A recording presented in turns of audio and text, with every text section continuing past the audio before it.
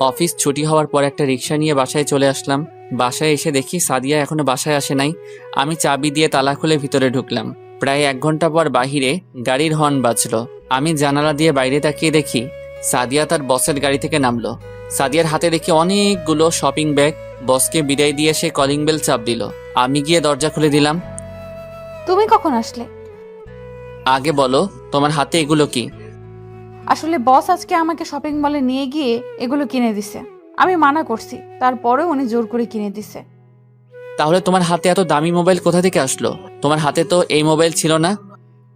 এটাও আজকে উনি কিনে দিছে। আমার হাতের মোবাইলের যে অবস্থা তা দেখে বসের অনেক খারাপ লাগছে। ও, তা আজকে অফিসের সময় তুমি কোথায় ছিলে? কেন? আমি তো অফিসে ছিলাম। না, আসলে আজকে আমি তোমার অফিসের পাশ দিয়ে যাচ্ছিলাম। মনে করছি তোমার সাথে দেখা করব, পরে আর করি নাই, দেরি হয়ে যাচ্ছে তাই। আচ্ছা, তুমি কি আমাকে সন্দেহ করছো? আমি ঠিক তা বলিনি। সাদিয়া আর কোনো কথা না বলে রুমে চলে গেল। আমি ভাবতে লাগলাম, সাদিয়া এখন মিথ্যা কথা বলতে শুরু করেছে। যাকে এত বিশ্বাস করছিলাম সে এখন আমার সাথে মিথ্যা কথা বলে। রাতে দুজনে খাবার খেয়ে শুয়ে পড়লাম। হঠাৎ মাঝরাতে ঘুমটা ভেঙে গেল। পাশে দেখি সাদিয়া নেই, হয়তো ওয়াশরুমে গেছে। 30 মিনিট হয়ে গেল, সাদিয়া আসার কোনো খবর নেই। তাই আমি বিছানা থেকে উঠে ওয়াশরুমে গেলাম। দেখি সাদিয়া নেই। বেলকনি থেকে সাদিয়ার হাসা শব্দ আসছে, তাই দেখার জন্য বেলকনিতে গেলাম। গিয়ে দেখি সাদিয়া কার সাথে যেন হেসে হেসে কথা বলছে। তার মানে সাদিয়া তার বসের সাথে কথা বলছে। এমন ভাবে কথা বলছে মনে হয় প্রেমিক প্রেমিকা কথা বলছে। আমি আর দাঁড়িয়ে না থেকে রুমে এসে শুয়ে পড়লাম। প্রায় 30 মিনিট পর সাদিয়া এসে শুয়ে পড়ল। তার মানে সাদিয়া তার বসের সাথে প্রেম করছে। না, আমাকে এটা সত্যিটা জানতে হবে। আসলে কি সাদিয়া তার বসের সাথে প্রেম করছে? সকালে ঘুম থেকে উঠে আমি তো অবাক হয়ে গেলাম। দেখি সাদিয়া বিছানায় নেই। আমি মনে করছি পাকঘরে আছে, কিন্তু আমার ধারণা ভুল। সাদিয়া পাকঘরেও নেই। আবার রুমে এসে দেখি সাদিয়ার ব্যাগ, মোবাইল কিছুই নেই। তার মানে সাদিয়া অফিসে চলে গেছে। কিন্তু এত সকালে তো সাদিয়ার অফিস নেই, তাহলে গেল কোথায়? আমি আমার অফিসের বসকে ফোন দিয়ে বললাম, আজকে আমি অফিসে যেতে পারবো না। আমার বস কিছু বলে নাই। আমি ফ্রেশ হয়ে বাসা থেকে বেরিয়ে সাদিয়ার অফিসে গেলাম। কোথায় যাচ্ছেন? আসলে আমি বসের সাথে দেখা করতে আসছি। আজকে তো বস অফিসে আসবে না। বস একটা কাজের জন্য সিলেট গেছে। বস কি একা গেছে নাকি ওনার সাথে কেউ গেছে? না, বস একা যায়নি, ওনার সাথে অফিসের কর্মচারী সাদিয়া ম্যাম গেছে। কাজ শেষ করে কখন আসবে? 2-3 দিন লেগে যেতে পারে। ও, আমি আর কোনো কথা না বলে বাসায় চলে আসলাম। সাদিয়া আমাকে একটু বললো না, তার মানে সাদিয়ার টাকার কাছে বিক্রি হয়ে গেছে। আমি তো তার স্বামী, আমাকে বলার প্রয়োজন পর্যন্ত করলো না। 3 দিন পরে সাদিয়া বাসায় আসলো। এসে সোজা রুমে চলে গেল। আমার সাথে কথা পর্যন্ত বললো না। এই 3 দিন সাদিয়া আমার খোঁজ খবর নেয়নি। তুমি কাজের জন্য বাইরে যাবে, আমাকে বলে যাওনি কেন? তোমাকে বলার প্রয়োজন মনে করি না। তুমি আমার সাথে এভাবে কথা বলছো কেন? তোমার সাথে কি কথা বলবো? আমি তোমার স্বামী, আমি তোমাকে বলতে পারি। তোর মতো স্বামী থাকার চেয়ে না থাকাই ভালো। তুমি আমাকে তুই তাই করে বলছো কেন? তোর সাথে কিভাবে কথা বলবো? তোকে আমার ভালো লাগে না। তাহলে আমাকে বিয়ে করছো কেন? জীবনে ভুল করলে ওইটাই করেছি, তোর মতো ছেলেকে বিয়ে করে। বিয়ে হয়েছে আজ প্রায় 8 মাস হয়েছে। কি দিয়েছিস তুই? একটা ভালো জামা, একটা স্বর্ণের চেইন, আজ পর্যন্ত কিছুই দিতে পারলি না। তোর থেকে আমার বস অনেক ভালো আছে, আমাকে গলার চেইন, দামি ফোন, দামি দামি জামা কাপড়, আরো কত কি দিয়েছে। তুমি তো আমাকে ভালোবেসে বিয়ে করছো, আমার টাকা পয়সা কেনা। তাহলে এখন কেন এমন করছো? আসলে তুমি চাও কি? আমি তোর কাছে ডিভোর্স চাই। আমি আর তোর সাথে থাকতে চাই না। ডিভোর্স দিলে তুমি খুশি হবে? আমি অনেক খুশি হব। আমি আমার বসকে বিয়ে করব। তার আছে টাকা পয়সা, বাড়ি গাড়ি। তোর থেকে বস অনেক ভালো। ঠিক আছে, তোমার কাছে ডিভোর্স পেপার পৌঁছে যাবে। তবে মনে রেখো, আমার দরজা তোমার জন্য চিরজীবন বন্ধ থাকবে। আমার কাছে আসতে চাইলেও আমি তোমাকে আর মেনে নিব না। সেটা কোনোদিন হবে না। দেখতে দেখতে আজ 2 বছর চলে গেল। এখন আমি নিজেদের অফিস দেখাশোনা করি। আপনারা হয়তো ভাবছেন আমি নিজেদের অফিস বললাম কেন। আসলে আমার বাবা একজন বিজনেসম্যান। আমার পরিবারে আমি, মা, বাবা আর একটা বড় বোন আছি। আর সাদিয়ার মা নেই, তার বাবা দ্বিতীয় বিয়ে করে এবং সাদিয়ার সৎ মা ভালো না। সাদিয়াকে জোর করে বিয়ে দিতে চাইছিল একটা খারাপ ছেলের কাছে। আমি সাদিয়াকে কলেজ লাইফ থেকে ভালোবাসি, তাই আমি সাদিয়াকে কাজী অফিসে বিয়ে করে বাসায় নিয়ে আসি। কিন্তু বাবা আমাদের মেনে নেয়নি, কারণ সাদিয়ারা ছিল গরিব। বাবা বলেছে আমি যদি সাদিয়াকে ভুলে যেতে পারি তাহলে আমাকে বাসায় থাকতে দিবে, আর না হলে বাড়ি থেকে বেরিয়ে যেতে বলছে।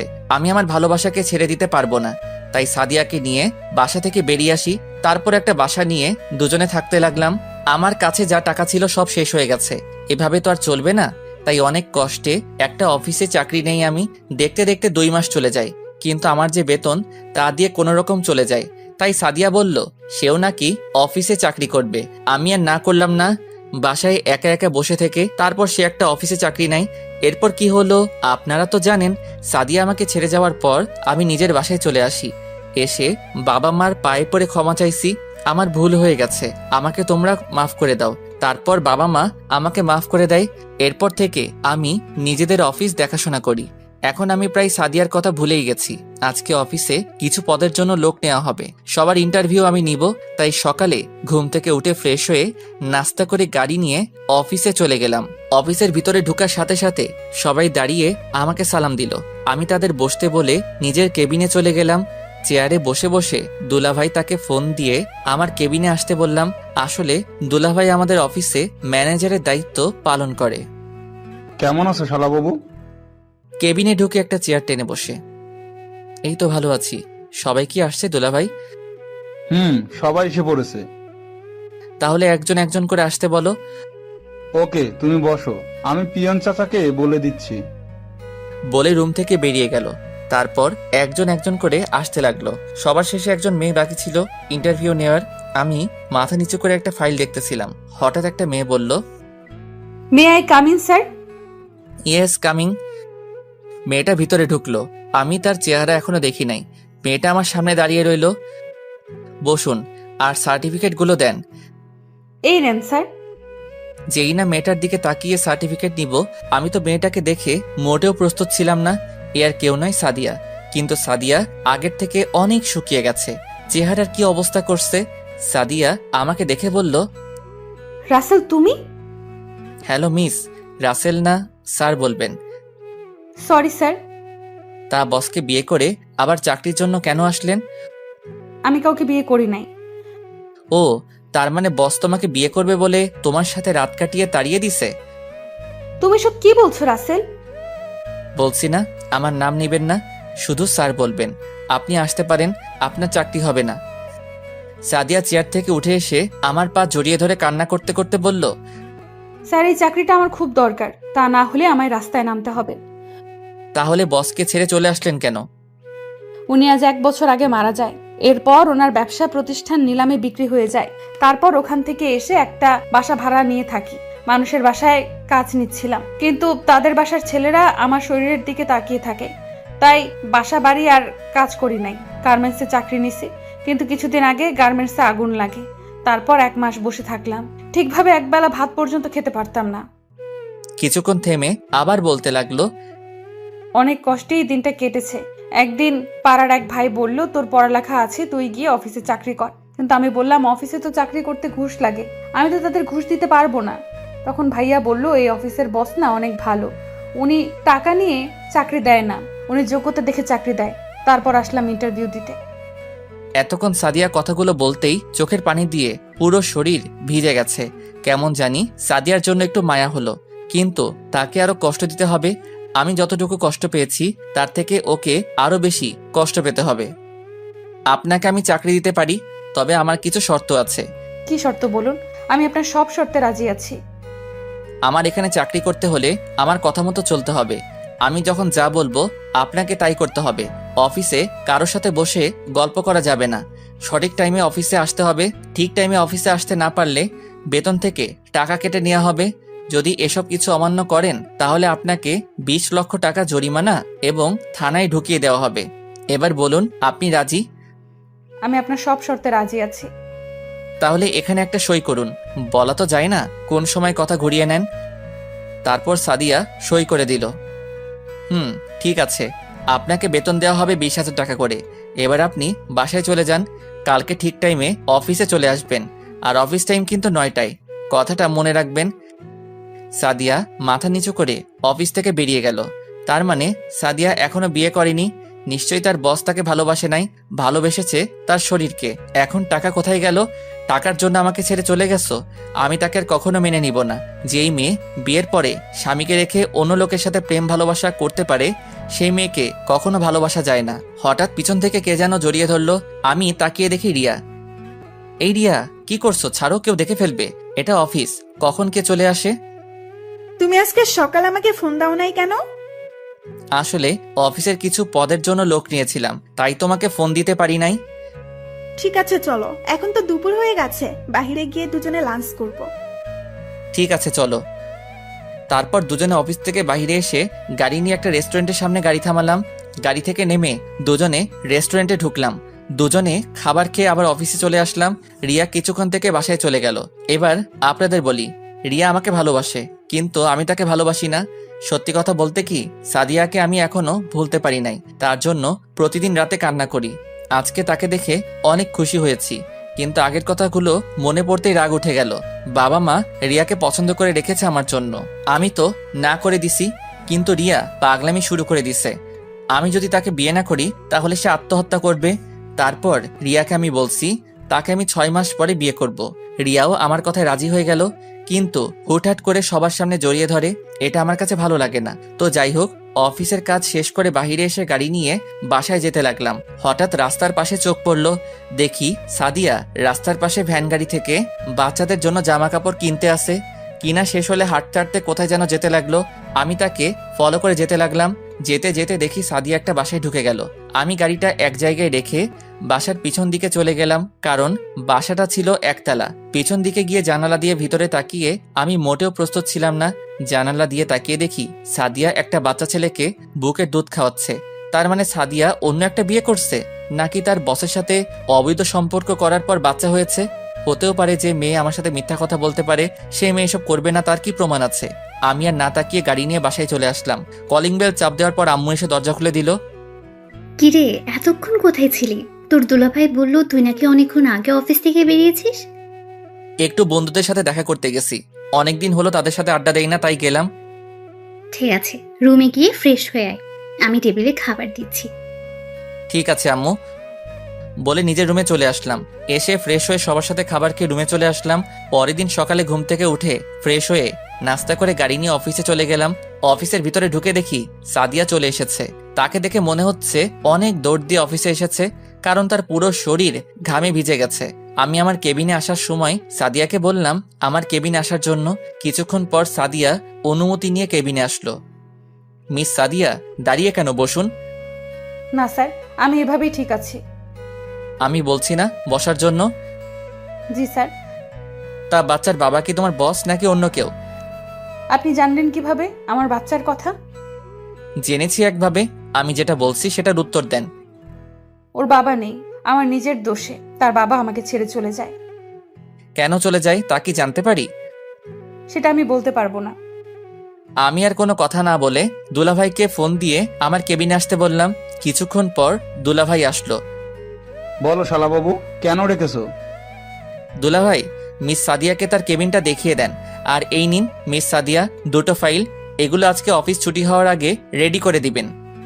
কিন্তু শালুল। কি হলো মিস সাদিয়া, আমার কথা আপনি শুনতে পান নাই? জি স্যার, শুনতে পেয়েছি। তাহলে বসে আছেন কেন?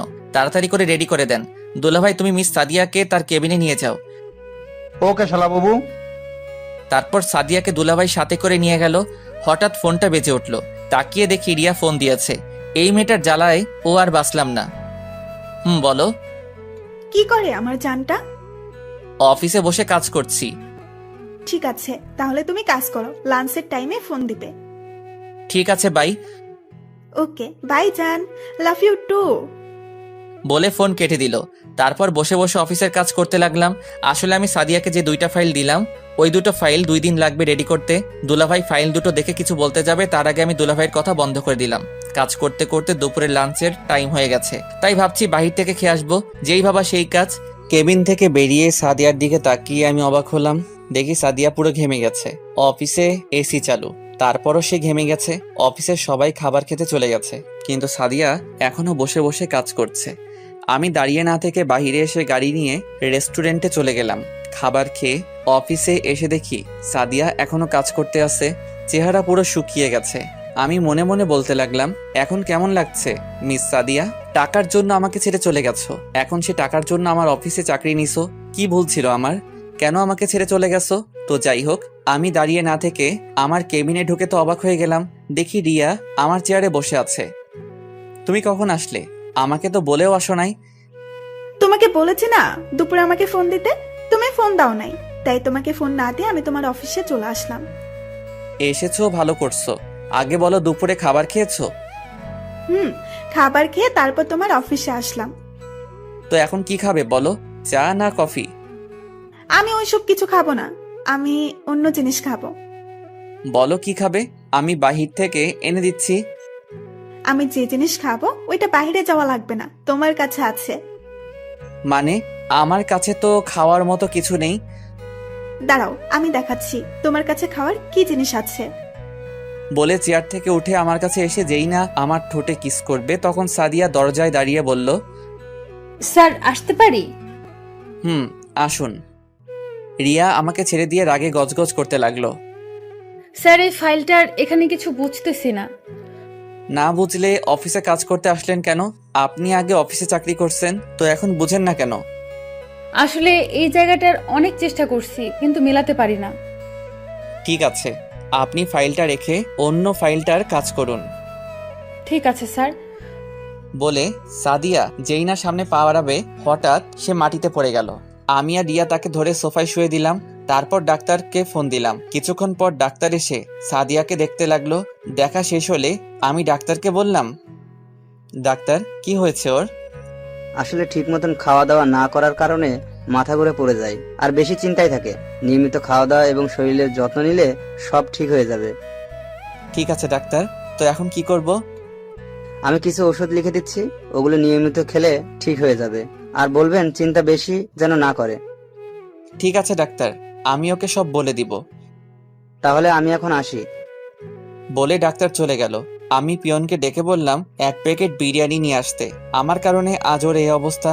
কেন আমাকে ধোকা দিয়ে চলে গেল?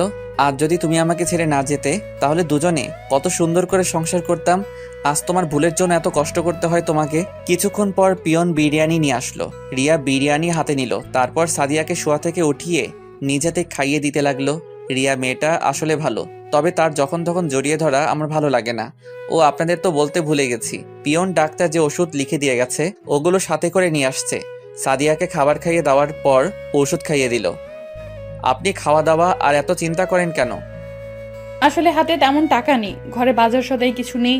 যে কয় টাকা ছিল ওগুলো দিয়ে বাচ্চার জন্য একটা জামা নিছি আর কিছু খাবার নিছি। সকালে কিছু খেয়ে আসি নাই, তাই হঠাৎ মাথা ঘুরে পড়ে যাই। আপনার স্বামী নেই? আছে। তাহলে স্বামী থাকতে আপনি অফিসে কাজ করেন কেন? আর আপনার কেমন স্বামী স্ত্রীকে অফিসে কাজ করতে পাঠায়? আসলে আমার স্বামী আমার সাথে থাকে না, আমার ভুলের জন্য ও আমায় ছেড়ে চলে গেছে। সে চলে যাওয়ার 1 বছর 2 মাস পর আমার কোলে একটা সন্তান জন্ম নেয়। আপনার স্বামী জানে না ওর যে একটা সন্তান হয়েছে? না, ও জানে না। এখন যদি বলি ওর বাচ্চা এটা, সে কখনো আমায় বিশ্বাস করবে না, কারণ তার বিশ্বাস আমি আগেই ভেঙে দিছি। আচ্ছা মিস সাদিয়া, আপনি এখন বাসায় চলে যান। কিন্তু স্যার, এখনো তো অফিসের টাইম শেষ হয় নাই। ওটা আপনাকে ভাবতে হবে না, আপনি বাসায় চলে যান। রাসেল, তুমি কিছু মনে না করলে ওনাকে কি আমি বাসায় পৌঁছে দেব? ঠিক আছে, তুমি নিয়ে যাও। তাহলে আমি একটা কথা বলি। বলো। আমি বলছি কি, ওনার অগ্রিম মাসের বেতনটা দিয়ে দাও। ঠিক আছে, দিচ্ছি। তারপর সাদিয়ার বেতন দিয়ে দিলাম রিয়ার হাতে। রিয়া আমাকে জড়িয়ে ধরে কপালে চুমু দিল। সাদিয়া মাথা নিচু করে ফেললো। লজ্জা পাওয়ার কিছু নেই সাদিয়া, ওর সাথে আমার বিয়ে ঠিক হয়ে আছে। আরো 5 মাস পরে আমাদের বিয়ে। তোমাকে কিন্তু আগে দাওয়াত দিয়ে রাখলাম। দোয়া করি ম্যাম, আপনার যেন সুখে শান্তিতে সংসার করতে পারেন। ঠিক আছে চলো, তবে আমাকে ম্যাম নয়, আমার নাম ধরে ডাকবে। ঠিক আছে। আসছি কলিজা। এসো। রিয়া আর সাদিয়া আমার কেবিন থেকে বেরিয়ে গেল, কিন্তু আমার একটা জিনিস মাথায় আসছে না। বিয়ের কথা শুনে সাদিয়া কান্না করলো কেন? হয়তো নিজের স্বামীর বিয়ে নিজের চোখের সামনে দেখতে হবে, তাই কান্না করছে। তো যাই হোক, অফিসের কাজ শেষ করে বাসায় চলে আসলাম। তারপর রাতে খাবার খেয়ে রিয়ার সাথে কথা বলে ঘুমিয়ে পড়লাম। এভাবে দেখতে দেখতে আরো 1 মাস চলে গেল। এখন সাদিয়াকে তেমন কষ্ট দেই না। তারপর ও প্রতিদিন অফিসে আসলে দেখি সাদিয়ার চোখগুলো লাল হয়ে থাকে, মনে হয় ঠিকমতো ঘুমায় না। আর রিয়া এখন প্রতিদিন আমার অফিসে আসে, এসে আমাকে জড়িয়ে ধরে কিস করবে, আমার কোলে বসে থাকবে, কিছু বললে বাসায় গিয়ে জিনিস ভাঙা শুরু করে দিবে, তাই কিছু বলি না। ও আপনাদের তো বলতে ভুলে গেছি, আমি সাদিয়াকে ছেড়ে আসার 1 মাস পরে ডিভোর্স পেপার পাঠিয়ে দিয়েছি। সকালে ঘুম থেকে উঠে ফ্রেশ হয়ে নাস্তা করে গাড়ি নিয়ে অফিসে চলে আসলাম। অফিসের ভিতরে ঢুকে সাদিয়ার কেবিনে তাকিয়ে দেখি সাদিয়া এখনো আসেনি, তাই পিয়নকে বলে আসলাম সাদিয়া অফিসে আসলে যেন আমার কেবিনে পাঠিয়ে দেয়। আমি আমার কেবিনে এসে বসলাম। কিছুক্ষণ পর দেখি রিয়া আমার কেবিনে ঢুকে সোজা আমার কোলে বসে গেল আর পুরো চেহারায় চুমু দিতে লাগলো। কি করছো রিয়া, কেউ চলে আসবে। আসলে আসুক, আমি আমার জামাইকে চুমু খাচ্ছি, কার কি যায় আসে। হঠাৎ সাদিয়া আমার কেবিনে ঢুকে গেল, দেখে মনে হচ্ছে অনেক জোরে দৌড়ে আসছে অফিসে। কি ব্যাপার, আপনি বিনা অনুমতিতে আমার কেবিনে ঢুকলেন কেন? আসলে স্যার, অফিসে আসার পর পিয়ন বলল আপনি নাকি পিয়নকে বলেছেন আমি অফিসে আসলে আপনার কেবিনে আসতে বলেছেন, তাই তাড়াহুড়ো করে চলে আসলাম। তাই বলে বিনা অনুমতিতে ঢুকবেন? Sorry sir. তো আজকে অফিসে আসতে এত লেট কেন? আপনি হয়তো শর্তের কথা ভুলে গেছেন। আসলে স্যার, রিমন খুব অসুস্থ, তাকে হসপিটালে নিয়ে গিয়েছিলাম। ডাক্তার দেখিয়ে আসতে আসতে লেট হয়ে গেছে। রিমন কে? আমার ছেলের নাম রিমন। তা ছেলের এই নাম কে রেখেছে? এটা তার বাবা বলেছে। আমাদের বিয়ে হওয়ার পর তার বাবা বলেছে আমাদের ছেলে হলে নাম রাখবে রিমন, আর মেয়ে হলে সিনথিয়া, তাই তার বাবার কথাই নাম রেখেছি। আমি আর কিছু বলতে পারলাম না, কারণ আমার আর সাদিয়ার বিয়ে হওয়ার পর আমি বলেছি এই নাম রাখতে। তার মানে সাদিয়া বলতে চাইছে রিমন আমার ছেলে। আমি কিছু বলতে যাব তার আগে রিয়া বলল, তুমি কেমন ছেলেকে বিয়ে করেছো? তোমার খোঁজ খবর একবারের জন্যও নেয়নি। তুমি না হয় একটা ভুল করেছো, তাই বলে সে তোমায় ছেড়ে চলে যাবে? আমি যে ভুল করেছি সে ভুলের কখনো কি ক্ষমা হবে কিনা তা আমি জানি না, তবে একটা কথা বলি, তার জন্য এখনো পথ চেয়ে বসে আছি। আমি দোয়া করি আল্লাহ যেন তোমার স্বামীকে তোমার কাছে ফিরিয়ে দেয়, বাচ্চার কথা ভেবে যেন তোমাকে ক্ষমা করে দেয়। তাহলে আমি এখন আসি স্যার, কেবিনে কাজ পড়ে আছে। সাদিয়া কোনো কথা না বলে তার কেবিনে চলে গেল। আমি ভাবতে লাগলাম রিমনের বাবা আমি কেমন করে হব। আমি সাদিয়ার সাথে থাকাকালীন শুনি নাই তো যে সাদিয়া প্রেগনেন্ট, তাহলে আমি কি করে রিমনের বাবা হব? না, আমার মাথায় কাজ করছে না। হঠাৎ রিয়া বলল, তুমি কোথায় হারিয়ে গেলে? তোমাকে আমি ডাকছি, তোমার কোনো রেসপন্স নেই। তেমন কিছু না, তুমি বাসায় চলে যাও, আমার হাতে কিছু কাজ আছে, কাজ শেষ করে তোমার সাথে ফোনে কথা বলবো। ঠিক আছে, বাই। রিয়া কেবিন থেকে বেরিয়ে চলে গেল। আমি বসে বসে কাজ করতে লাগলাম, কিন্তু কাজে মন বসাতে পারছি না। তাই অফিস থেকে বেরিয়ে এসে গাড়ি নিয়ে একটা পার্কে চলে আসলাম। হঠাৎ পিছন থেকে কেউ একজন বলল, তুমি এখানে কেন? তারপর আমি তার দিকে তাকিয়ে পুরো অবাক হয়ে গেলাম, কারণ এ হচ্ছে স্বাধীন। আপনারা হয়তো ভাবছেন স্বাধীনকে, আসলে স্বাধীন হচ্ছে আমি আগে যে অফিসে কাজ করতাম ওই অফিসে স্বাধীনও কাজ করত। কেমন আছিস? তোকে অনেক দিন পরে দেখলাম। আমি ভালো আছি। তুই তো অফিস থেকে আসার পর আমার আর খবর নেস নাই, তুই কোথায় হারিয়ে গেলি? আসলে আমি অফিস থেকে চাকরি ছাড়ার পর নিজের বাড়ি চলে আসি, তারপর এখন বাবার ব্যবসা প্রতিষ্ঠান দেখাশোনা করি। তাই বলে কোনো যোগাযোগ রাখবি না? আসলে নিজের বাড়িতে আসার পর তেমন কারোর সাথে আর যোগাযোগ করা হয়নি। তা এখন কি করিস? এখন আরেকটা অফিসে চাকরি করি, তবে বেতন বেশি না। ভাবছি এই অফিসের চাকরিটা ছেড়ে দিয়ে আরেকটা অফিসে চাকরি নেব। তাহলে তুই আমাদের অফিসে জয়েন কর। ঠিক আছে, তোর নাম্বার দে, চাকরি ছাড়ার পর তোকে ফোন দিব। তারপর সাদিনকে নাম্বার দিয়ে একটা রেস্টুরেন্টে গিয়ে নাস্তা করে সাদিনকে বিদায় দিয়ে গাড়ি নিয়ে বাসায় চলে আসলাম। কলিং বেল চাপ দেওয়ার পর নাদিয়া দরজা খুলে দিল। আপু, কেমন আছিস? তুই কোন সময় আসলি? দুপুরে আসছি। শুনছি তুই নাকি আজকে অফিস থেকে তাড়াতাড়ি বেরিয়ে গেলি, তা কোথায় ছিলে এতক্ষণ? পুরনো একটা বন্ধুর সাথে ছিলাম, অনেকদিন পর দেখা হলো তাই। তা আমার বড়িটা কোথায়? আপুর মেয়ের কথা বলছি, তার মেয়ের নাম বিথি। আব্বু আম্মুর কাছে আছে, তুই রুমে গিয়ে ফ্রেশ হয়ে নে। ঠিক আছে বলে নিজের রুমে চলে আসলাম। এসে ফ্রেশ হয়ে নিচে গেলাম, তারপর বিথির সাথে কিছুক্ষণ দুষ্টুমি করলাম। রাতে সবাই মিলে খাবার খেতে লাগলাম। হঠাৎ আব্বু বলল, আমরা তোর বিয়ে শুক্রবার ঠিক করেছি। আমার তো বিয়ে করার কথা 6 মাস পরে, এখন মাত্র 2টা মাস গেছে। রিয়ার আব্বুর শরীর তেমন ভালো না, তাই রহমান সাহেব বলছে যত তাড়াতাড়ি সম্ভব বিয়েটা দিয়ে দিতে। আমরা সিদ্ধান্ত নিয়েছি আগামী শুক্রবার তোদের বিয়ে। আমাকে একটাবার জিজ্ঞেস করার প্রয়োজন ছিল না তোমাদের? এখানে জিজ্ঞেস করার কি আছে? বিয়ে তো আজকে না হয় একদিন করতেই হবে। তাহলে শুক্রবার বিয়ে হলে সমস্যা কোথায়? তোমরা আমার কথা বুঝতে পারছো না। আমাদের আর কিছু বুঝতে হবে না, আমরা যেটা বলছি সেটাই ফাইনাল। আমি আর খাবার না খেয়ে রুমে চলে আসলাম। আমাকে একটাবার জিজ্ঞেস করার প্রয়োজন করলো না, কিন্তু আমি তো এখনো সাদিয়াকে মন থেকে মুছে ফেলতে পারছি না। কি করব কিছুই মাথায় ঢুকছে না। হঠাৎ মোবাইল ফোনটা বেজে উঠল। মোবাইলের দিকে তাকিয়ে দেখি রিয়া ফোন দিয়েছে। ফোন ধরার পর রিয়া বলল, কি করে আমার জামাইটা? তুমি কি কিছু শুনেছো? শুনেছি। আগামী শুক্রবার আমাদের বিয়ে। আমি তো অনেক খুশি, তোমাকে সারা জীবনের জন্য পেতে যাচ্ছি। তোমাকে আমি কি বলেছিলাম? আমরা 6 মাস পর বিয়ে করব। আর এখন তুমি রাজি হলে কেন? বাবার শরীরটা তেমন ভালো নেই, কোন সময় কি হয়ে যায়, তাই বাবার ইচ্ছে আমার বিয়েটা যেন দিয়ে যেতে পারে। এখানে আমি আর না করি নাই। তুমি কি খুশি হও নাই? ঠিক তা না, আমি এত তাড়াতাড়ি বিয়ে করতে চাচ্ছি না। কোনোভাবেই কি বিয়েটা আটকানো যায় না? না, আমি আর তোমাকে ছেড়ে থাকতে পারছি না।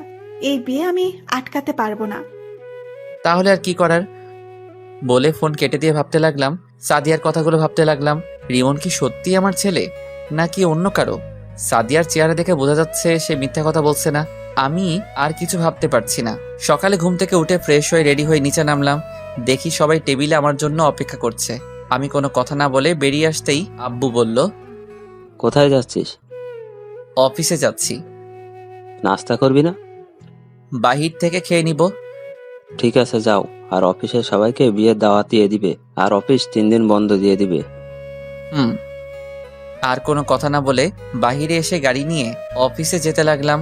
না জানি সাদিয়া আমার বিয়ের কথা শুনলে কি করবে। অনেক ভেবেছি, আর না, আমি রিয়াকে বিয়ে করব। সাদিয়া যদি টাকার জন্য আমাকে ছেড়ে অন্য কাউকে বিয়ে করতে পারে, তাহলে আমি কেন রিয়াকে বিয়ে করতে পারবো না? তারপর একটা রেস্টুরেন্টে ঢুকে নাস্তা করে অফিসে চলে গেলাম। সবাই আমাকে দেখে দাঁড়িয়ে গেল। সাদিয়ার দিকে তাকিয়ে দেখি আজকেও সাদিয়ার চোখ লাল হয়ে আছে। আমি তার থেকে চোখটা সরিয়ে নিজের কেবিনে চলে আসলাম। তারপর দুলাভাইকে ফোন দিয়ে বললাম সবাইকে হলরুমে নিয়ে যেতে। কিছুক্ষণ পর দুলাভাই আমার কেবিনে আসলো। শালাবাবু, সবাইকে হল রুমে নিয়ে গেলাম, এবার তুমি আসতে পারো। ঠিক আছে দুলাভাই, আপনি যান, আমি আসতেছি। দুলাভাই কেবিন থেকে বেরিয়ে গেল। আমি আর বসে না থেকে হলরুমে চলে আসলাম। তারপর সবার উদ্দেশ্যে বলতে লাগলাম, আপনারা হয়তো ভাবছেন আপনাদের সবাইকে কেন হলরুমে নিয়ে আসলাম। জি স্যার, বলুন কেন ডেকেছেন? আসলে আগামী শুক্রবার আমার বিয়ে, তাই বিয়ে উপলক্ষে 3 দিন অফিস বন্ধ থাকবে। আর সবাইকে আমার বিয়ের দাওয়াত রইল। সবাই আমাদের বাসায় চলে আসবেন। সবাই আমাকে অভিনন্দন জানালো। সাদিয়ার দিকে তাকিয়ে দেখি মাথা নিচু করে আছে, হয়তো কান্না করছে। সবাই বেরিয়ে গেল। আমি সাদিয়াকে বললাম, মিস সাদিয়া, আপনি কিন্তু অবশ্যই আসবেন, আর রিয়াকে বউ সাজানোর দায়িত্ব কিন্তু আপনার। ঠিক আছে স্যার, আমি চেষ্টা করব যাওয়ার জন্য। চেষ্টা না, আপনাকে আসতে হবে। ঠিক আছে স্যার। বলে দৌড়ে হলরুম থেকে বেরিয়ে গেল। অনেক কষ্ট হচ্ছে তাই না? তুমিও আমাকে ছেড়ে চলে যাওয়ার পর আমারও অনেক কষ্ট হয়েছে। এখন কেন কষ্ট পাচ্ছ? টাকাওয়ালা দেখে চলে গেছো, এখন সে টাকার জন্য নিজের স্বামীর অফিসে চাকরি করছো। তোমাকে তো আমি মন থেকে ভালোবেসেছি, তাহলে কেন আমাকে ছেড়ে চলে গেলে? হলরুম থেকে বেরিয়ে নিজের কেবিনে চলে গেলাম। আসার সময় দেখলাম সাদিয়া মাথা নিচু করে বসে আছে। দেখতে দেখতে একদিন চলে গেল। আজ আমার গায়ে হলুদ। মার্কেট থেকে কিছু কেনাকাটা করে বাসার ভিতরে ঢুকতেই দারোয়ান আমাকে ডাক দিল। আমি গাড়ি পার্কিং করে দারোয়ান চাচার কাছে আসলাম। কেন ডেকেছো চাচা? রাসেল বাবাজি, একটা মেয়ে এসে এই খামটা তোমাকে দিতে বলল। তুমি মেয়েটাকে চিনতে পেরেছো? নামটাম কিছু জিজ্ঞাসা করছো? না বাবা, আমি এসব কিছু জিজ্ঞেস করতেই পারিনি, তার আগেই মেয়েটা চলে গেল। আচ্ছা ঠিক আছে, আমি রুমে গেলাম বলে বাসার ভিতরে চলে আসলাম।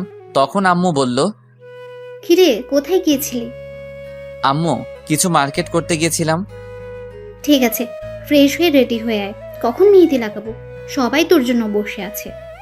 ঠিক আছে আম্মু, আমি রেডি হয়ে আসতেছি বলে নিজের রুমে চলে আসলাম। রুমে এসে মার্কেটগুলো আর খামটা বিছানায় রাখলাম। তারপর ওয়াশরুমে ঢুকে ফ্রেশ হয়ে রেডি হতে লাগলাম। হঠাৎ খামটার দিকে চোখ পড়ল। ওপর দিয়ে কিছুই লেখা নেই। কেন জানি মন বলছে খামটা খুলে দেখতে, তাই বিছানায় বসে খামটা খুলে দেখি একটা চিঠি। তারপর আমি চিঠিটা পড়তে লাগলাম। প্রিয় স্বামী, হয়তো ভাবছো তোমাকে স্বামী বললাম কেন, কারণ তুমি এখনো আমার স্বামী। কারণ আমি তোমার ডিভোর্স পেপারে সাইন করি নাই। তোমাকে আজ সব সত্যি কথা খুলে বলছি। সামনাসামনি বললে হয়তো তুমি আমাকে বিশ্বাস করতে না, তাই চিঠি লিখে দিলাম। আমি যখন অফিসে চাকরিতে ঢুকি, তার কিছুদিন পর আমি হঠাৎ অফিসে মাথা ঘুরে পড়ে যাই। তখন অফিসের বস, যাকে তুমি খারাপ বলছো, আমি বলি ওনার মতো ভালো মানুষ হয় না। ওই দিন মাথা ঘুরে পড়ে যাওয়ার সময় বস তার গাড়িতে করে হসপিটালে নিয়ে আসে। তারপর আমাকে কিছু পরীক্ষা করে। পরীক্ষা করার পর ডাক্তার বলল 7 দিন পরে আসতে। তখন বলতে পারবে আমার কি হয়েছে।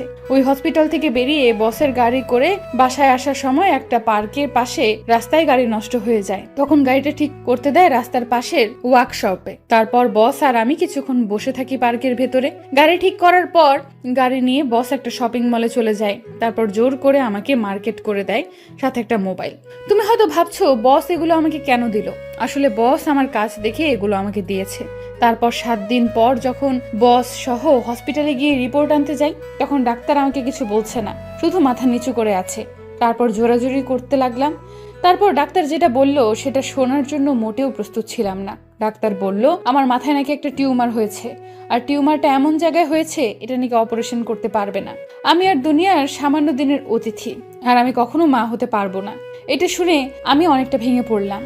তারপর ডিসিশন নিলাম তোমার সাথে আমি খারাপ হয়ে যাব, তাই আমি তোমার খেয়াল রাখা ছেড়ে দিলাম। মাঝরাতে মোবাইল কানে নিয়ে এমনি হেসে হেসে কথা বলতাম, যাতে তুমি আমাকে সন্দেহ করো। সেদিন রাতে বস ফোন দিয়ে বলল সিলেটে নাকি বিদেশ থেকে ডাক্তার এসেছে, সকালে ভোরে ভোরে রওনা দিবে। একবার ওনাকে দেখাই, দেখি উনি কি বলে। আমি না করেছিলাম। তারপর ওনার জোরাজোরিতে সকালে ঘুম থেকে তোমাকে না বলেই বসের সাথে সিলেটে চলে গেলাম। সিলেটে গিয়ে বিদেশ থেকে আসার ডাক্তারের কাছে দেখালাম। উনি আমাকে দেখে বলল আমার অপারেশন করতে পারবে, তবে বাঁচার সম্ভাবনা 10%। তারপর বস বলল অপারেশন করবে। তারপর ডাক্তার 7 দিন পর যেতে বলল। এরপর ঢাকায় এসে তোমার সাথে ওই কথাগুলো বলি, আমি অপারেশন করলে আমি বাঁচবো না, তাই তুমি যেন আমাকে ভুল বুঝে চলে যাও এবং নতুন জীবন শুরু করো। এই কারণে তোমার কাছে আমি খারাপ হয়েছি। সত্যিটা বললে তুমি আমার জন্য চিন্তা করতে, আমি তা চাই না। এর কয়েকদিন পর আবার সিলেটে চলে গেলাম। আমার অপারেশন হইতে সব খরচ বস চালিয়েছে। সিলেটে যাওয়ার 5 দিন পর আমার অপারেশন করে। আল্লাহর রহমতে আমার 2 দিন পর জ্ঞান ফিরে আসে। সেদিন আমি বেঁচে যাই। আমার সুস্থ হতে প্রায় 2 মাস লেগে গেছে। তারপর ঢাকায় এসে তোমাকে অনেক খুঁজেছি, কিন্তু তোমাকে পাইনি। তোমার বাসায় যেতে চেয়েছিলাম, কিন্তু পরে মনে পড়লো তোমার বাবা তো আমার কারণে তোমাকে ঘর থেকে বের করে দিয়েছে, তাই তোমার ভালোর জন্য আর তোমার বাসায় যাইনি। এখন তুমি বলবে তাহলে বাচ্চা কোথা থেকে আসলো। আসলে এই বাচ্চা আমার না, আমি তোমার কাছে মিথ্যা বলেছি। এই বাচ্চার বাবা হচ্ছে আমার অফিসের বস। বসের স্ত্রী রিমনকে জন্ম দিয়ে মারা যায়। তারপর সে বাচ্চা আমি লালন পালন করি। তার কিছুদিন পরই বস মারা যায়। আসলে বস তার বউকে অনেক ভালোবাসতো। তার বউয়ের চিন্তায় সেও স্ট্রোক করে মারা যায়। তারপর আমি রিমনকে লালন পালন করি। একটা খালার বাসায় থেকে অনেক জায়গায় চাকরি ইন্টারভিউ দিছি, কিন্তু কোথাও চাকরি হয় নাই। তারপর খালার সাথে বাসায় বাড়িতে কাজ নেই। তারপর কি হলো তুমি তো জানো। তারপর যখন অফিসে ইন্টারভিউ দিতে যাই, তখন তোমাকে দেখতে পাবো আমি কল্পনাও করতে পারিনি। মন চাইছে তোমাকে জড়িয়ে ধরি, কিন্তু অতীতের কথা মনে পড়েই আর ধরি নাই। প্রথম দিন দেখি একটা মেয়ে তোমার কেবিনে ঢুকলো। তখন পাশের একটা ছেলে জিজ্ঞেস করলাম মেয়েটাকে। তখন সে যেটা বলল আমার পায়ের নিচ থেকে মাটি সরে গেল। ও বলেছে তোমার আর রিয়ার বিয়ে ঠিক হয়ে আছে। আমি মনে করেছি তোমাকে যখন পেয়েছি তাহলে আবার আপন করে নেব, সব সত্যি বলে দেব। কিন্তু যতবার তোমার কাছে যাব ততবার রিয়া অফিসে চলে আসে। এর কিছুদিন পর যখন তুমি বললে তোমার বিয়ে, আমি তখন কি করব ভেবে পাচ্ছি না। তখন সিদ্ধান্ত নিলাম আমি আর এখানে থাকবো না, অনেক দূরে রিমনকে নিয়ে চলে যাব। আমি নিজের চোখে তোমার বিয়ে দেখতে পারবো না, তাই অনেক দূরে চলে গেলাম। আমাকে খুঁজেও পাবে না। তুমি রিয়াকে নিয়ে সংসার করো। আমি দোয়া করি আল্লাহ যেন তোমাদের দুজনকে সারা জীবন একসাথে রাখে। ইতি তোমার হতভাগা স্ত্রী। আমি পুরো পড়ে চোখের পানি ফেলতে ফেলতে জামা কাপড় ভিজিয়ে ফেলেছি। আমি কি করলাম? একটা নির্দোষ মেয়েকে খারাপ বললাম? আমি কি করে পারলাম এমনটা করতে? আমি কোনোরকম চোখের পানি মুছে একটা জামা গায়ে দিয়ে বাসা থেকে বেরিয়ে গাড়ি নিয়ে সাদিয়া যেখানে থাকতো সেই বাসায় গেলাম। কিন্তু গিয়ে দেখি বাসায় তালা মারা। সাদিয়াকে খুঁজতে লাগলাম পুরো শহরে। হঠাৎ একটা ট্রাক এসে আমার গাড়িটাই মেরে দিল। আমার গাড়িটা একটা গাছের সাথে বাড়ি খায়। তারপর আর আমার কিছু মনে নেই। দেখতে দেখতে 3 বছর চলে গেল। আপনারা হয়তো ভাবছেন এই 3 বছরে কি হলো। আসলে আমি অ্যাক্সিডেন্ট হওয়ার পর 2 বছর কোমায় ছিলাম। আমার মাথায় অনেক জোরে আঘাত লাগে। 2 বছর পর যখন কোমা থেকে ফিরিয়ে আসি, তারপর এই বছর ধরে সাদিয়াকে খুঁজতে লাগলাম। অনেক জায়গায় খুঁজেছি সাদিয়াকে, কিন্তু কোথাও পাইনি। কোমা থেকে আসার পর 6 মাস খুঁজেছি। তারপর থেকে অফিস দেখাশোনা করি। অফিসের ফাঁকে ফাঁকে বিভিন্ন জায়গায় খুঁজতে বের হই। এখন আপনারা বলবেন রিয়ার কি হলো। আসলে রিয়া 2টা বছর আমার সেবা যত্ন করেছে। মেয়েটা আমাকে সত্যি অনেক ভালোবাসে, কিন্তু আমি সাদিয়াকে ছাড়া কিছু ভাবতে পারছি না। বাবা মা অনেকবার বলেছে রিয়াকে বিয়ে করতে, আর রিয়াও জেনে গেছে সাদিয়া আর আমার সম্পর্কের কথা। তো যাই হোক, বিকালে অফিস শেষে বাসায় চলে আসলাম। গাড়ি পার্কিং করে দরজায় কলিং বেল চাপ দিলাম। রিয়া এসে দরজা খুলে দিল। আসলে রিয়া এখন আমাদের বাড়িতে থাকে, আগের মতো আর পাগলামি করে না। কি ব্যাপার, আজকে তুমি এত তাড়াতাড়ি আসলে যে? আজকে আর সাদিয়াকে খুঁজতে গেলাম না, তাই বাসায় চলে আসলাম।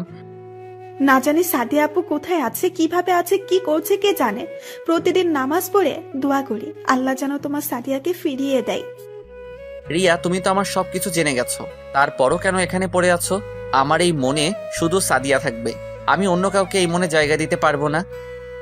আমি তোমাকে অনেক ভালোবাসি রাসেল, তোমাকে না দেখে থাকতে পারবো না।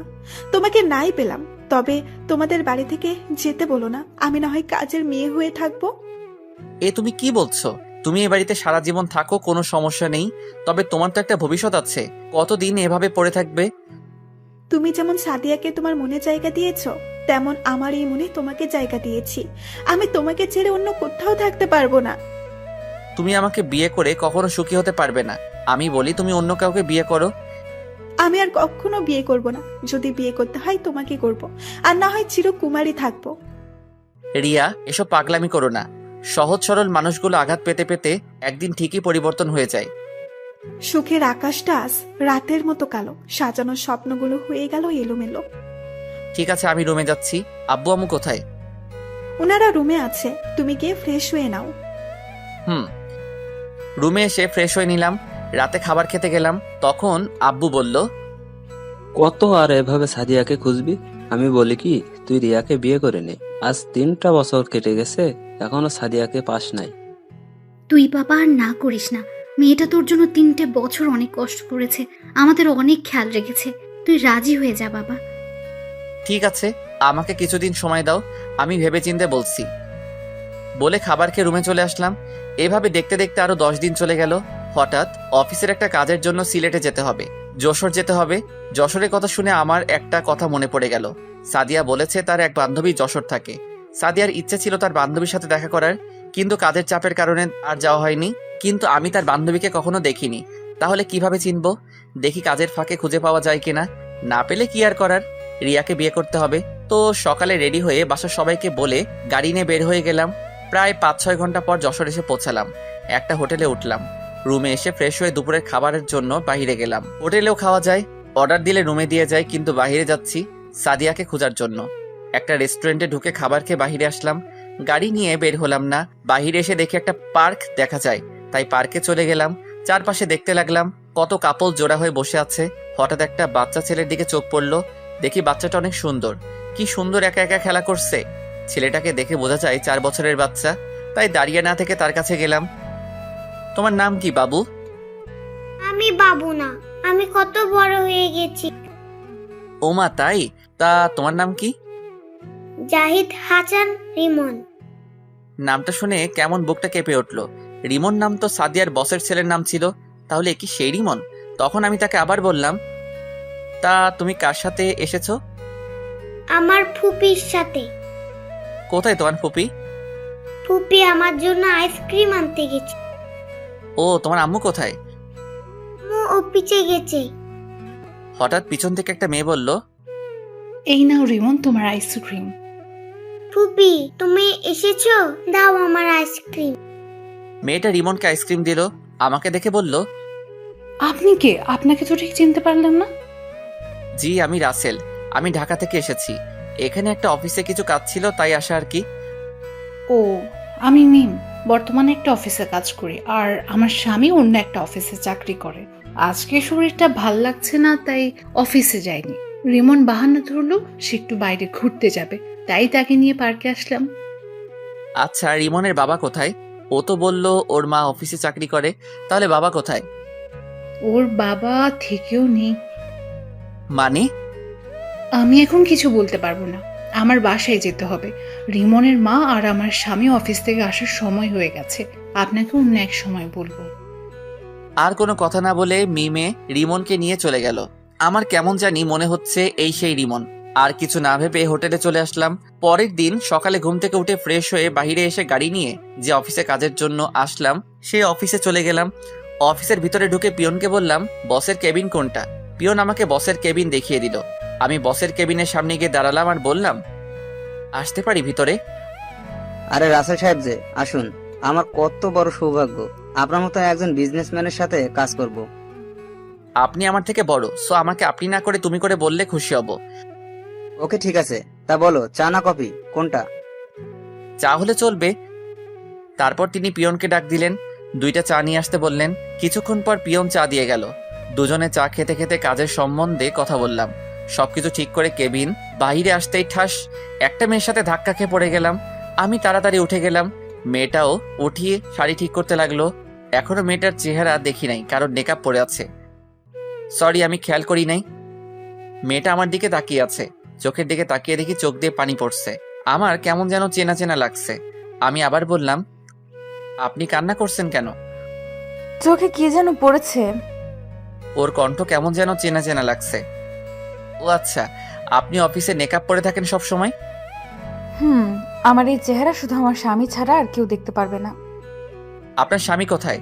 আর আপনার নাম কি? আমার মিতু। আমার স্বামী আর একটা বিয়ে করছে, সে আমার সাথে থাকে না। আপনি? আমি রাসেল, একটা কাজের জন্য এই অফিসে আসা। আপনার বউ বাচ্চা তারা? আমার বউ আমার ভালোর জন্য আমাকে ছেড়ে চলে গেছে। তারপর আপনি বিয়ে করছেন না? আমার জীবনে সাদিয়া ছাড়া অন্য কেউ আসবে না। ওকে আজ 1 বছর ধরে খুঁজেছি, কিন্তু কোথাও পাইনি।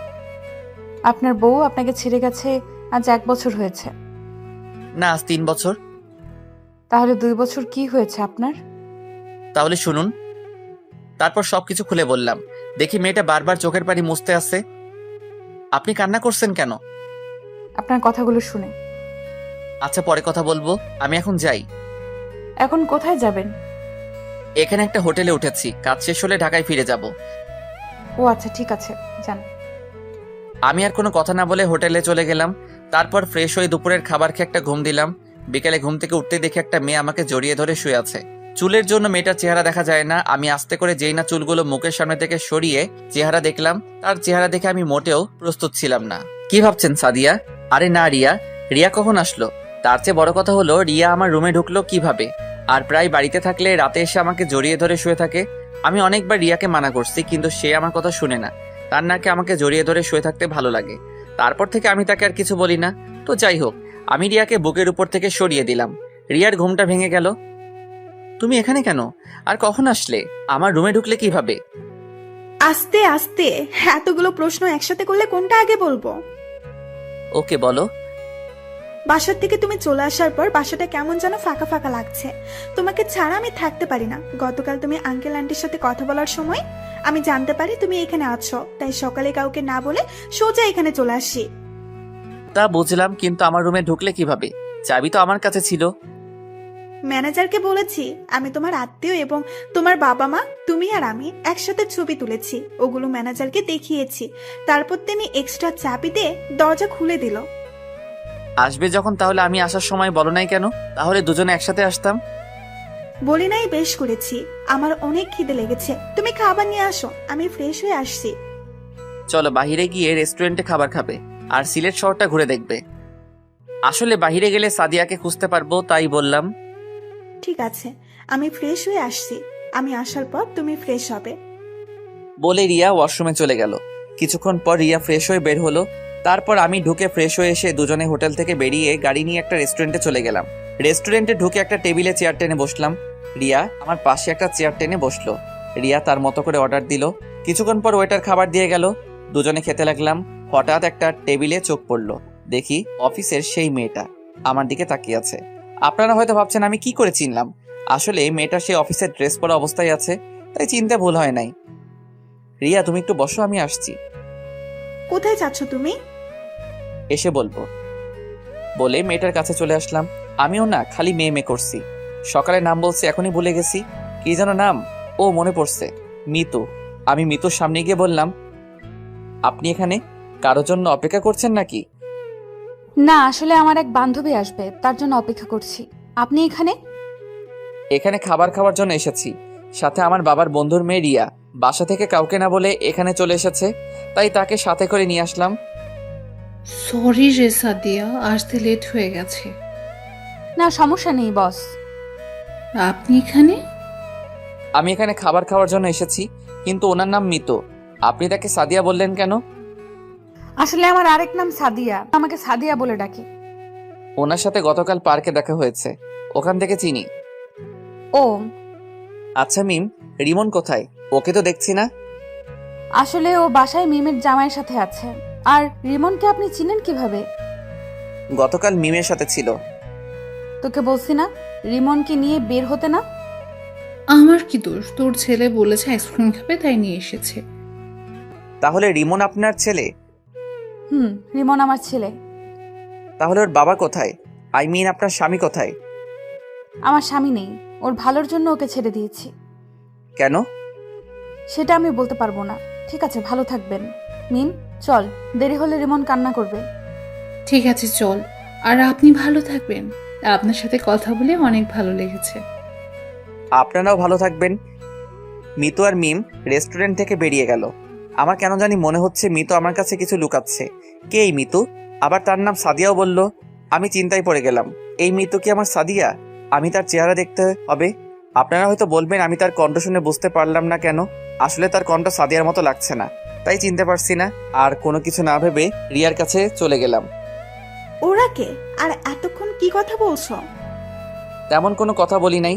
ওই মেয়েটার সাথে সকালে যে অফিসে কাজের জন্য আসছিলাম ওখানে কথা হয়েছে, তাই জিজ্ঞেস করতে গেলাম এখানে কি করছো। ও আর কোনো কথা না বলে খাবার খেয়ে রেস্টুরেন্ট থেকে বেরিয়ে গাড়ি নিয়ে হোটেলে চলে আসলাম। পরের দিন শুক্রবার ছিল। সকালে ঘুম থেকে উঠে ফ্রেশ হয়ে বাহিরে চলে আসলাম হাঁটার জন্য। রিয়া এখনো ঘুমিয়ে আছে। আপনারা এখন বলবেন রাতে রিয়া কোথায় ঘুমাইছে? রিয়া আর আমি এক খাটে ঘুমিয়েছি, কিন্তু মাঝখানে কোলবালিশ দিয়ে। রিয়া রাতে কোলবালিশ সরিয়ে আমাকে জড়িয়ে ধরে শুয়েছিল। আমি তাকে বলছি আরেকটা রুম নেওয়ার জন্য, কিন্তু সে একা ঘুমাবে না। তো যাই হোক, হাঁটতে হাঁটতে হঠাৎ দেখি রিমন একটা বাসার সামনে বল নিয়ে খেলছে, তাই আমি তার কাছে গেলাম।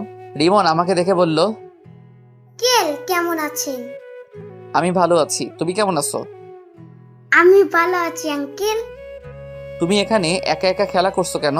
আর এটা কার বাসা? এটা আমাদের বাসা, আমরা এই বাসায় থাকি। তোমার আম্মু আর ফুপি কোথায়? তারা বাসার ভিতরেই আছে। চলুন আমার সাথে। আজকে যাব না, অন্য একদিন যাব। আমি কোনো কথা শুনবো না, আপনি আমার সাথে ভিতরেই যাবেন। রিমনের জোড়াজুড়িতে বাসার ভিতরে ঢুকলাম। রিমন আমাকে সোফায় বসিয়ে ভিতরে চলে গেল। আমি বাসার ভিতরে সবকিছু দেখতে লাগলাম। হঠাৎ কে যেন পিছন থেকে বলল, কে আপনি? আর বাসার ভেতরে কেন আসলেন? তারপর আমি তার দিকে তাকিয়ে যাকে দেখলাম তার জন্য মোটেও প্রস্তুত ছিলাম না। আমি দৌড়ে গিয়ে তাকে জড়িয়ে ধরলাম আর পুরো চেহারায় চুমু খেতে লাগলাম। আপনারা কি ভাবছেন সাদিয়া? ঠিকই ধরেছেন, এ আর কেউ নয়, সাদিয়া। আমি কান্না করে দিলাম আর বলতে লাগলাম, সাদিয়া তুমি এতদিন কোথায় ছিলে? আমি তোমাকে অনেক খুঁজেছি কিন্তু কোথাও পাইনি। তুমি আমাকে সত্যিটা বললে না কেন? তুমি জানো না আমি তোমাকে অনেক ভালোবাসি। আমি তোমাকে সত্যিটা বলতে চেয়েছি, কিন্তু যখন শুনলাম তোমার আর রিয়ার বিয়ে, তখন আমি অনেক কষ্ট পেয়েছি। তারপর একটা চিঠি লিখে তোমাদের দারোয়ানের কাছে দিয়ে আমার বান্ধবী মিমের কাছে চলে আসলাম, আর এখানে এসে একটা অফিসে চাকরি নিছি। তাহলে তুমি আমার কাছে পরিচয় লুকিয়ে রেখেছো কেন? আমি মনে করছি তুমি আমাকে ভুলে গেছো, কিন্তু অফিসে তোমার কথা শুনে বুঝলাম তুমি আমাকে এখনো ভালোবাসো। তোমাকে জড়িয়ে ধরতে ইচ্ছে হয়েছে, কিন্তু অফিসে থাকার কারণে তাই আর জড়িয়ে ধরলাম না। আমি জানি রিয়া তোমাকে অনেক ভালোবাসে, তাই তোমার কাছ থেকে লুকিয়ে রয়েছি। তুমি ভাবলে কি করে তোমাকে ছাড়া আমি রিয়াকে ভালোবাসবো? আমার এই মনে শুধু সাদিয়া ছাড়া অন্য কেউ আসতে পারবে না। আম্মু, তুমি আঙ্কেলকে জড়িয়ে ধরেছো কেন? আমি সাদিয়াকে ছেড়ে রিমনকে কোলে নিয়ে কপালে চুমু দিয়ে বললাম, আমি তোমার আঙ্কেল না, আমি তোমার বাবা। আজ থেকে আমাকে বাবা বলে ডাকবে। কিন্তু আম্মু তো বললো আমার বাবা নেই। তোমার আম্মু মিথ্যা কথা বলেছে। তুমি এখান থেকে চলে যাও, তুমি রিয়াকে বিয়ে করো, দেখবে তুমি অনেক সুখী হবে। মেয়েটা তোমার জন্য অনেক কষ্ট করেছে। বউ থাকতে আমি অন্য কাউকে বিয়ে করব, এটা তুমি ভাবলে কি করে? আমি কাউকে বিয়ে করতে পারবো না। আমি তোমাকে নিয়ে আবার সংসার শুরু করব। কিন্তু তোমার বাবা মা আমাকে আর রিমনকে কখনো মেনে নেবে না। সেটা নিয়ে তোমাকে ভাবতে হবে না। আমি তোমাকে আর রিমনকে নিয়ে আজই বাসায় চলে যাব। কিন্তু আর কোনো কিন্তু নয়, যাও সবকিছু গুছিয়ে নিয়ে আসো। সাদিয়া আর কোনো কথা না বলে রুমে চলে গেল। তারপর সাদিয়া আর রিমনকে নিয়ে হোটেলে চলে আসলাম। মিম আর মিমের স্বামীকে ধন্যবাদ দিয়ে আসলাম, তাদের কাছ থেকে বিদায় নিয়ে আসলাম। রুমের সামনে এসে দরজা টোকা দিলাম। রিয়া এসে দরজা খুলে দিল। আমার সাথে সাদিয়া এবং রিমনকে দেখে অবাক হয়ে তাকিয়ে আছে। আরে সাদিয়া আপু না, এতদিন কোথায় ছিলে? তুমি জানো তোমাকে খুঁজতে গিয়ে রাসেলের কি হয়েছে?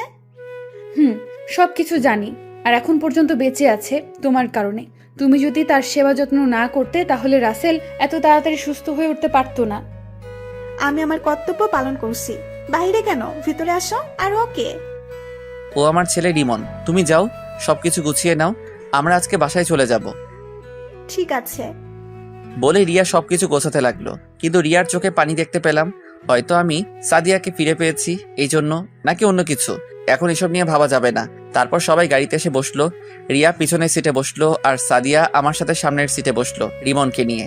5-6 ঘন্টা পর ঢাকায় এসে পৌঁছে গেলাম। বাসার ভিতরে ঢুকে গাড়ি পার্কিং করে সবাই বেরিয়ে দরজার সামনে এসে দাঁড়িয়ে কলিং বেলটা চাপ দিলাম। সাদিয়া আর রিমন আমার পিছনে ছিল। আম্মু এসে দরজা খুলে দিল। আমাদের দেখে আম্মু বলল, কিরে, তোরা হঠাৎ না বলে চলে আসলি যে? আম্মু, আমি আমার স্ত্রীকে খুঁজে পেয়েছি। কোথায় তোর স্ত্রী? আমি সামনের থেকে সরে গেলাম। সাদিয়া আম্মুকে সালাম করতে গেলে আম্মু তাকে জড়িয়ে ধরে আর কান্না করে দেয়। এতদিন কোথায় ছিলি মা? আমার ছেলেটা তোকে খুঁজতে কি কত যে কষ্ট পেয়েছে তুই কি জানিস? আমার ভুল হয়ে গেছে মা, আমি আর কখনো ওকে ছেড়ে যাব না। আমাকে তুমি ক্ষমা করে দাও। মায়ের কাছে ক্ষমা চাইতে হবে না, আমি তোকে অনেক আগেই মাফ করে দিয়েছি। আজ আমাদের জন্য এত কিছু হয়েছে, তখন তোদের যদি মেনে নিতাম তাহলে এই দিন দেখতে হতো না। তুই আমাকে ক্ষমা করে দিস মা। ছি ছি আম্মু, এ আপনি কি বলছেন? মেয়ের কাছে আম্মু কখনো ক্ষমা চায় না। তোমাদের প্রতি আমার কোনো রাগ অভিমান নেই। আচ্ছা ঠিক আছে, তার ছেলেটা কি? রিমনকে দেখে বলল, আম্মু, ও আমাদের ছেলে রিমন। সাদিয়া আমার দিকে অবাক চোখে তাকিয়ে আছে। কি? আমার দাদু ভাইকে রেখে আমি এতক্ষণ তোদের সাথে কথা বলছি? দে দাদু ভাইকে আমার কোলে দে। আমি রিমনকে আম্মুর কোলে দিলাম। তারপর সবাই বাসার ভিতরে ঢুকলাম। আম্মু আব্বু কোথায়?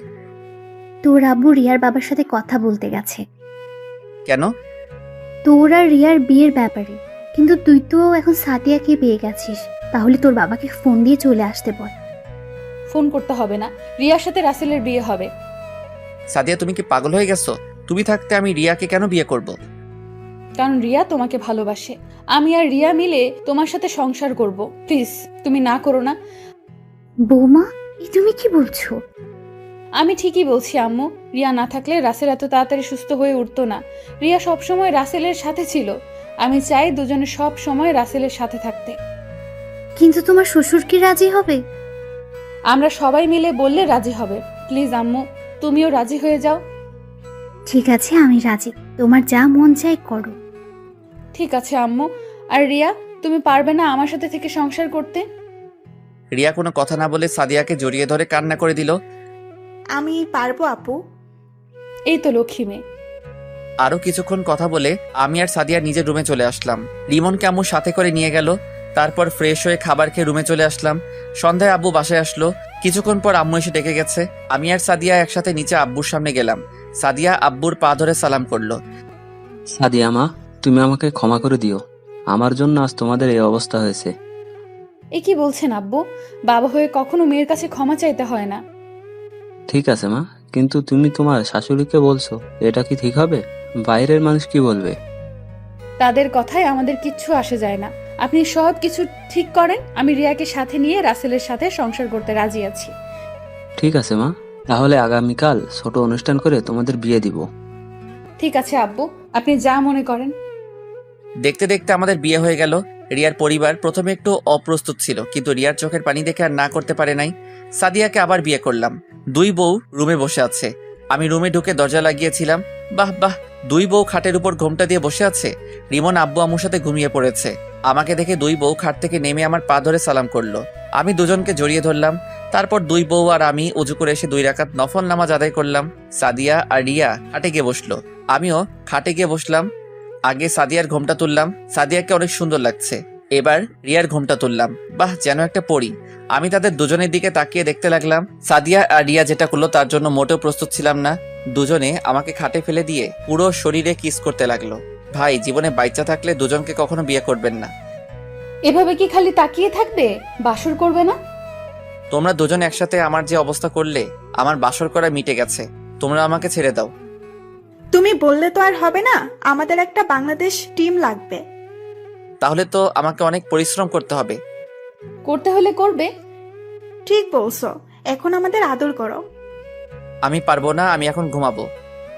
এটা বললে তো আর হবে না, তোমার কাজ শুরু করে দাও। তারপর আর কি, দুজনকে খাটে ফেলে দিয়ে আমার কাজ শুরু করে দিলাম।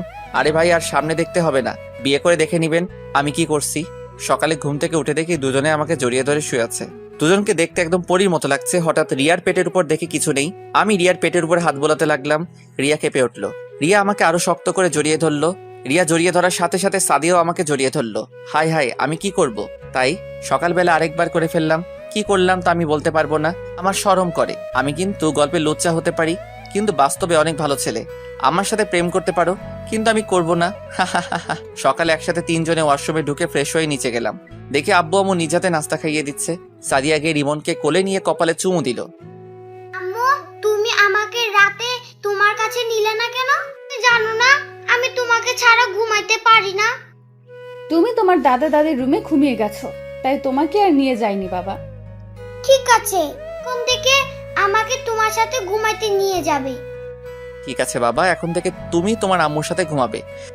এভাবে দেখতে দেখতে 2 বছর চলে গেল। আমি এখন অফিস দেখাশোনা করতে ব্যস্ত থাকি, আর সাদিয়া আমার সাথে অফিস দেখাশোনা করে। রিয়া বাসায় মা বাবা আর রিমনের খেয়াল রাখে, আর রিয়া এখন প্রেগনেন্ট। অফিসে বসে কাজ করতে আসি, হঠাৎ আম্মু ফোন দিল। হ্যালো আম্মু, বলো। তুই আর সাথিয়া এক্ষুনি হাসপাতালে চলে আয়, রিয়ার ব্যথা উঠেছে, তাই তোর বাবা আর আমি রিয়াকে হাসপাতালে নিয়ে এসেছি। ঠিক আছে আম্মু, আমি আর সাদিয়া এখনই আসতেছি। ফোনটা কেটে সাদিয়াকে কল দিয়ে বললাম আমার কেবিনে আসতে। কিছুক্ষণ পর সাদিয়া আমার কেবিনে আসলো। বলো, কেন ডেকেছো? আমাদের এখন হাসপাতালে যেতে হবে। কেন, কার কি হয়েছে? রিয়ার ব্যথা উঠেছে, তাকে নিয়ে আব্বু আম্মু হাসপাতালে নিয়ে গেছে। ঠিক আছে, চলো। তারপর দুলাভাইকে সব বুঝিয়ে দিয়ে আমি আর সাদিয়া অফিস থেকে বেরিয়ে গাড়ি নিয়ে হাসপাতালে চলে গেলাম। ভিতরে ঢুকে দেখি আম্মু আব্বু বাহিরে দাঁড়িয়ে আছে, আর সাথে রিমনও আছে। কি হয়েছে আম্মু, রিয়া কোথায়? ডাক্তার রিয়াকে ভেতরে নিয়ে গেছে, এখনো বের হয়নি ডাক্তার। কিন্তু রিয়া তো ডেলিভারি ডেট আরো দেরি আছে, এত তাড়াতাড়ি ব্যথা ওঠার কারণ কি? আসলে রিয়া সকালে সিঁড়ি দিয়ে নামতে গিয়ে পড়ে গেছে, পড়ে অনেক ব্যথা পাই, তাই আমি অ্যাম্বুলেন্স ফোন দিয়ে নিয়ে আসি, তারপর তাকে হাসপাতালে নিয়ে আসি। কিন্তু রিয়া উপর থেকে কেন নিচে নামতে গেল? তাকে দেখাশোনা করতে তো বাসায় লোক ছিল। সেটা তো আমি বলতে পারবো না। হঠাৎ ডাক্তার কেবিন থেকে বেরিয়ে আসলো। ডাক্তার, রিয়ার এখন কি অবস্থা? দেখুন, আমরা অনেক চেষ্টা করছি, কিন্তু কিন্তু কি ডাক্তার? আমরা অনেক চেষ্টা করতেছি। আপনার স্ত্রী আগে একটা কিডনি নষ্ট ছিল, এখন দ্বিতীয় যেটা ছিল সেটা দিয়ে এতদিন বেঁচে ছিল। আমাদের পক্ষে আপনার স্ত্রীকে বাঁচানো সম্ভব না, আমরা আপনার মেয়েকে বাঁচাতে সম্ভব হয়েছি। কিন্তু রিয়া তো আমাদের কিছু বলে নাই। সেটা আমি বলতে পারবো না। আপনারা সাদিয়াকে দুজনকে রিয়া ভিতরে যেতে বললো। আমি আর দাঁড়িয়ে না থেকে ভিতরে চলে গেলাম।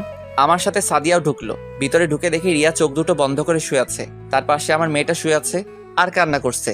সাদিয়া গিয়ে মেয়েটাকে কোলে নিল, তারপর সে কান্না করে বন্ধ করে দিল। আমি গিয়ে রিয়ার হাতে হাত ধরলাম। রিয়া চোখ খুলে দেখে আমি আর সাদিয়া। সাদিয়া দাঁড়িয়ে কান্না করে চোখের পানি দিয়ে পুরো জামা ভিজে ফেলছে। আব্বু আম্মু তো এ কথা শুনে নিচে বসে কান্না করা শুরু করে দিছে। আমার চোখ দিয়ে পানি পড়তে লাগলো। রিয়া হাতের ইশারায় সাদিয়াকে আমার পাশে আসতে বলল। সাদিয়া আমার পাশে আসার পর রিয়া বলল, তোমরা আমার উপর রাগ করে আছো তাই না? তুমি কেন আমাদের কাছে কথা লুকালে রিয়া? আমরা কি তোমাদের চিকিৎসা করাতে পারতাম না? আমি নিজেও বলতে পারবো না। আমার যে কিডনি নষ্ট হয়ে গেছে। একদিন হঠাৎ আমার কাছে কেমন খারাপ লাগছে, তাই কাউকে না বলে ডাক্তারের কাছে আসি। ডাক্তার আমাকে পরীক্ষা করে দেখে আমার একটা কিডনি নষ্ট হয়ে গেছে। তারপর আমি চিন্তা করলাম আমার তো আরেকটা কিডনি ভালো আছে, তাই নিয়ে জীবনটা কাটিয়ে নেব। কিন্তু হঠাৎ যে আমার এই কিডনিটা নষ্ট হয়ে যাবে আমি ভাবতে পারি নাই। তুমি আমাকে একটাবার বলতে। বলি নাই, আমি মনে করছি ঠিক হয়ে যাবে। আল্লাহ মনে হয় তোমাদের সাথে রাখতে চায় না আমাকে, তাই হয়তো আমাকে নিয়ে যাচ্ছে। তোমাকে আমরা কোথাও যেতে দিব না, তুমি ভালো হয়ে যাবে। দরকার হয় আমার কিডনি দিয়ে তোমাকে সুস্থ করে তুলবো। এখন আর আমার হাতে সময় নেই। আল্লাহ তোমাদের সাথে কিছু কথা বলার জন্য হয়তো এখনো রুহুটা নিয়ে যায় নাই। প্লিজ তুমি এমন কথা বলো না, তোমাকে আমি সুস্থ করে তুলবো। সাদিয়া, তোমার হাতটা একটু দাও তো। সাদিয়া রিয়ার হাতে হাত দিল। রিয়া আমার হাত আর সাদিয়ার হাত একসাথে মিলিয়ে বলতে লাগলো, সাদিয়া, তুমি আমার জানটাকে দেখে রেখো। ও তোমাকে অনেক ভালোবাসে, ওকে কখনো কষ্ট দিও না। আর তুমি সাদিয়াকে কখনো কষ্ট দিও না। তোমরা দুজনে সুন্দর করে জীবনটা সাজিয়ে নেবে, আর আমার মেয়েকে নিজের মেয়ে মনে করে লালন পালন করবে। কথা দাও আমার কথাগুলো মেনে চলবে। আমরা তোমার কথাগুলো মেনে চলবো। আমি এখন চিন্তামুক্ত হলাম। তোমরা সবাই ভালো থেকো, বাবা মার সেবা করো। রাসেল, আমাকে একটু জড়িয়ে ধরবে? বলতে দেরি আমি রিয়াকে জড়িয়ে ধরলাম। হঠাৎ রিয়ার কথা বন্ধ হয়ে গেল। আমি রিয়াকে ধরে চিৎকার করে কাঁদতে লাগলাম। আমার কান্না শুনে বাহিরের আব্বু আম্মু এবং রিয়ার আব্বু আম্মু এবং তার বড় ভাই ভিতরে আসলো। সবাই কান্না করতে লাগলো। তারপর রিয়ার মরা দেহটা নিয়ে বাসায় চলে আসলাম। পরে জানাজা সম্পন্ন করে বাসার পাশে দাফন করা হলো। পুরো বাসা কেমন যেন পাকা পাকা লাগছে। আমি রুমে বসে নীরবে কান্না করতে লাগলাম। হঠাৎ সাদিয়া আমার মেয়েটাকে এনে আমার কাছে দিল। কি সুন্দর একটা পরীর মতো। আমি মেয়েটার কপালে চুমু দিয়ে বুকে জড়িয়ে ধরে কান্না করে দিলাম। এভাবে দেখতে দেখতে 2 মাস চলে গেল।